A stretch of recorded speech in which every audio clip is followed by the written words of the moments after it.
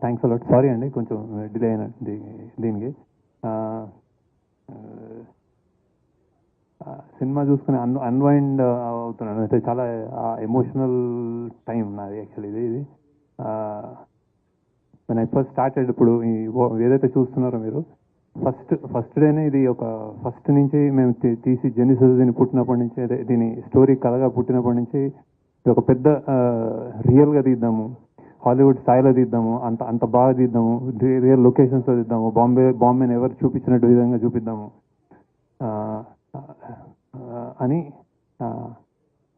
అని ఆశ. Then slowly అలానే నాగార్జున గారి దగ్గరికి వెళ్ళాము. అంటే ఇలాంటి స్క్రిప్ట్ ఉంది సార్, నాకు ఇంకా గుర్తుంది సార్, మేము డెఫినెట్గా ఇది ఒక సూపర్ రేంజ్లో ఒక సరికొత్త ఎక్స్పీరియన్స్ తోటి చేస్తామని చెప్పాను యాక్చువల్లీ. ఈ said do it. And every time I feel ఎప్పుడైనా మేము తప్పడడుగులు వేస్తున్నప్పుడు ఆయన ధైర్యం ఇచ్చి చేయండి అన్నట్టు. అది same thing with Dhanush also.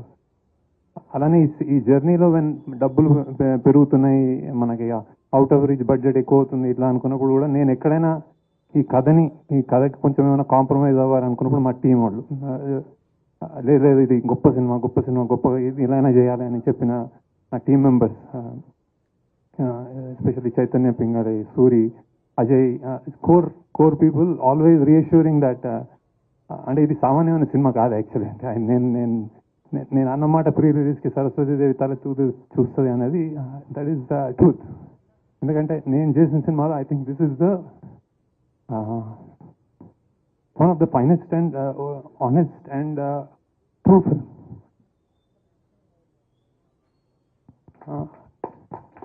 Like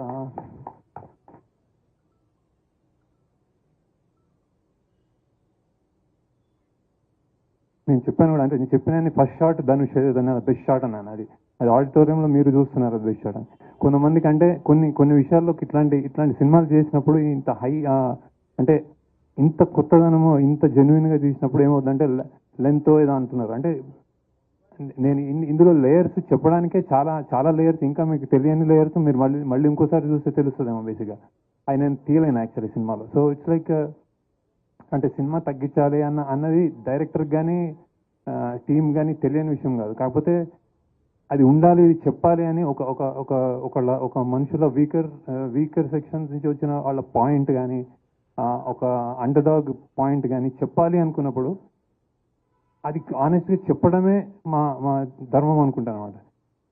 ఇది ఇప్పటిదాకా మీరు ఇచ్చిన స్థాయి, నాకు ఇప్పుడు వచ్చిన యునానిమస్ రిపోర్ట్ కానీ, అంటే నేను అందరూ ఇచ్చేసారని నేను ప్రెస్లో ఏం చెప్పట్లేదు, కానీ బేసిక్గా నచ్చిన విధానం కానీ నాకు చాలా ప్రౌడ్గా ఉంది. అంటే ఈ స్థాయి మీరు ఇచ్చారనుకుంటున్నాను యాక్చువల్. లేకపోతే దీన్ని ఏదైనా తక్కువైనా కానీ మేము చాలా ప్రాబ్లంలో పడేవాళ్ళం. సో బేసిక్గా బట్ ఇంతగా మీరు ఇస్తే ఈ సినిమాకి స్థాయి అనేది thank you, I really thank you. And then that I think the film deserves it.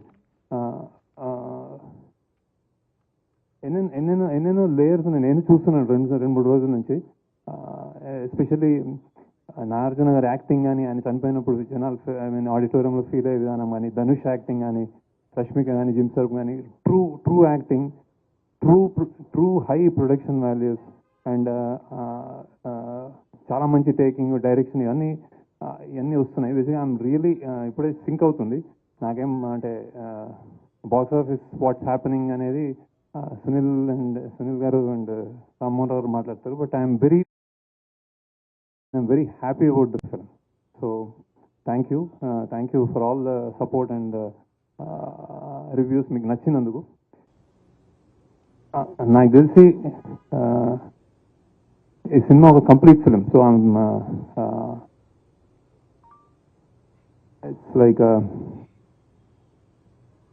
మళ్ళీ మాట్లాడతాను, నాకు గుర్తు రావట్లేదు యాక్చువల్లీ, బ్లాంకింగ్ అవుట్. సో